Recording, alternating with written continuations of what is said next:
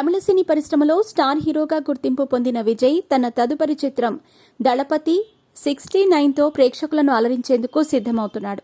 ఈ సినిమా బాలకృష్ణ నటించిన తెలుగు హిట్ చిత్రం భగవంత్ కేసరికి అధికారిక రీమేక్గా రూపొందుతోంది. ప్రస్తుతం ఈ చిత్రం చిత్రీకరణ దశలో ఉంది.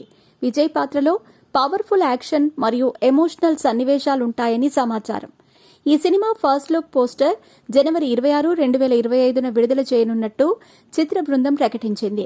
పోస్టర్తో పాటు టైటిల్ కూడా అధికారికంగా ప్రకటించనున్నారు.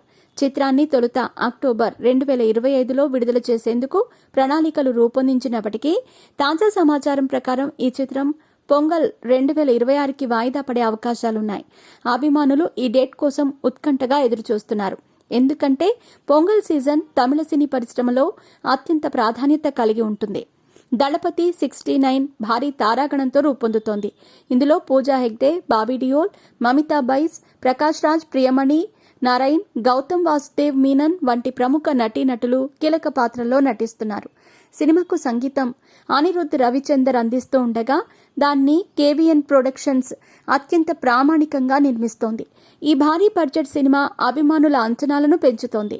పొంగల్ సీజన్కి విడుదలవుతుందనే వార్తలు వినిపిస్తున్న ఈ చిత్రం విజయ్ కెరీర్లో మరో మైలురాయిగా నిలిచే అవకాశం ఉంది.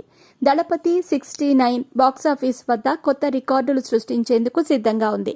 భారీ యాక్షన్, ఎమోషన్స్ కలిగిన ఈ సినిమా ప్రేక్షకులను థియేటర్లకు ఆకర్షించగలదనే ఆశాభావం ఉంది.